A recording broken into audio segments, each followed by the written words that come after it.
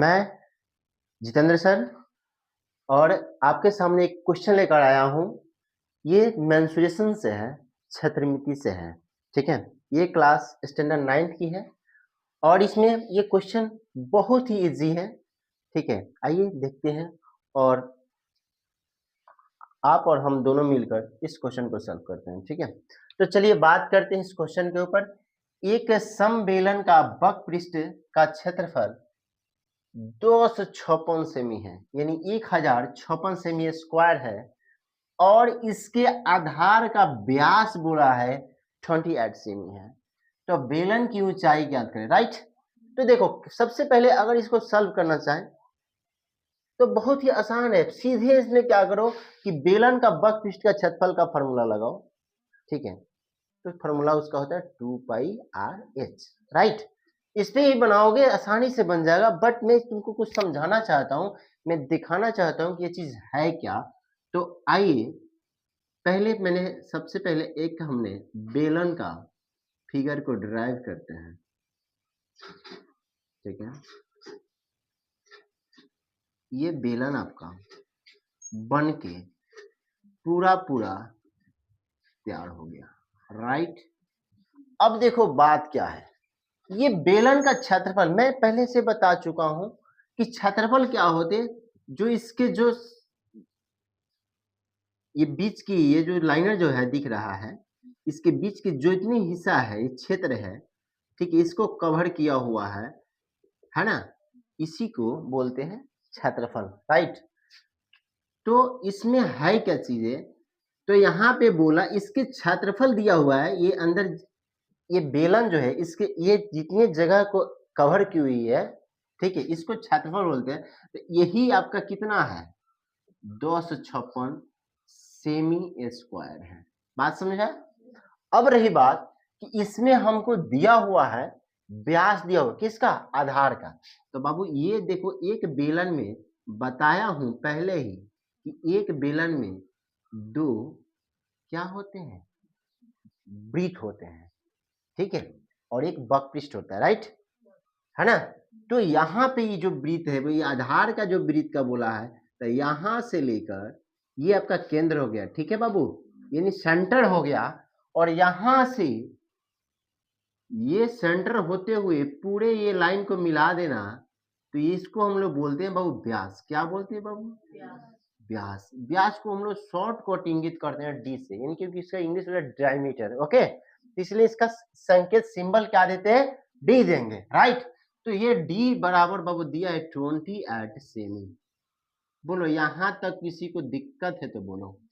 ये 28 सेमी जो हो गया ये तुम्हारा व्यास है। कैसे बाबू, क्योंकि इसका जो बेलन का जो आधार है, ये आधार जो है ये केंद्र से होकर जो गुजर रहा है, ये त्रिज्या जो है आपका ये केंद्र है, और ये केंद्र से एक अगर हिस्से की बात करता तो ये तुम्हारा त्रिज्या निकल जाता। बात समझे। अब यहाँ पर हमको आर लेना है, ठीक है, आर यानी त्रिज्या लेना है। तो बाबू आर बराबर होता है, हमेशा याद रखना कि जो त्रिज्या होता है वो व्यास की आधी होती है। क्या होती है, आधी। क्योंकि यहाँ पे तुम्हारा ये केंद्र होगा, केंद्र से एक हिस्से की ओर टच करता तो तुम्हारा क्या हो जाता, त्रिज्या हो जाता। लेकिन ये तो पूर्ण रूप से यहाँ से यहाँ तक दिया हुआ है ना, तो इसलिए व्यास हुआ। तो इसका आधा करोगे तो 28/2 कर दोगे तो कितना आ गया, 14 सेमी। बोलो कोई दिक्कत हुआ क्या, नहीं ना। तो बस कुछ नहीं करना, अब तो बन ही गया।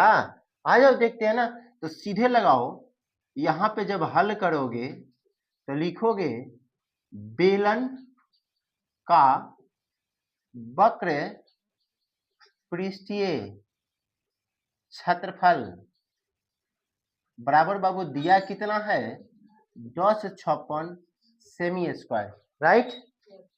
तो अब यहाँ पे हमारे पास क्या करना है कि वक्र पृष्ठीय जो क्षेत्रफल जो दिया हुआ है इसका फॉर्मूला तो पता है, 2πr/h, राइट। अब यहाँ पर उसके इक्वल में हमारा क्या है, ये तो वक्र पृष्ठीय क्षेत्रफल यहाँ लिख दिया, तो इसका वैल्यू कितना दिया हुआ है जी, तो 1056 सेमी स्क्वायर, राइट। चलिए जी, अब बात करते हैं हम क्या करते जी, 2 पाई है ना, तो पाई को तो मान लिखना पड़ेगा। पाई का मान जानते हैं क्या होता है? 22/7 होता है। क्लियर है? और आर का वैल्यू हमने अभी अभी निकाला है, कितना है? 14 है। गुने एच है ना। क्लियर है? एच, अब एच मतलब ऊंचाई, तो ऊंचाई, बेलन की ऊंचाई तो निकालना है। तो अब हमारे पास है क्या चीजें? कुछ भी नहीं। बराबर में क्या है?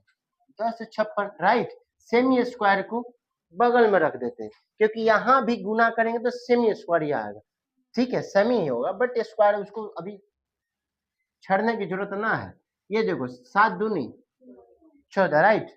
अब गुना करोगे तो 22 दूनी 44, 44 दूनी 88, राइट। तो यहाँ हो गया बाबू 88 गुणा h बराबर ये हो गया 1056, राइट।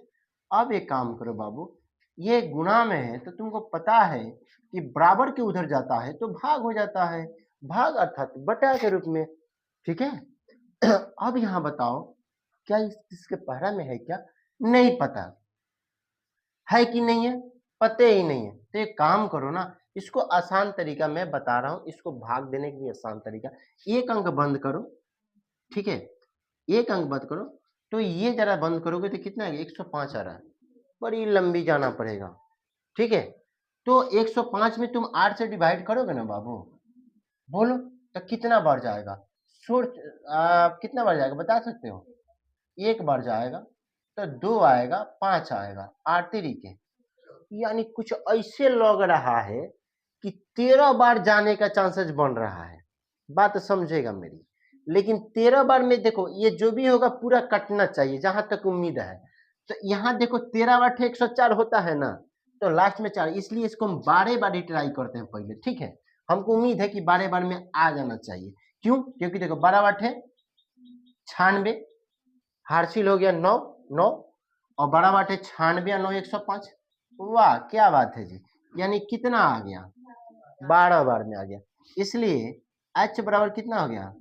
12 semi, right. कोई दिक्कत नहीं। तो अब यहाँ पे लिख सकते हैं, अतः बेलन की ऊंचाई बराबर 12 सेमी। ठीक है, आंसर बहुत ही इजी क्वेश्चन है।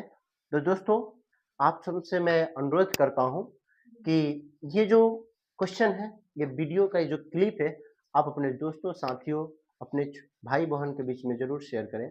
जिनको ये जरूरत है इस चीज़ों को जानना, उनके पास जरूर भेजें, शेयर करें।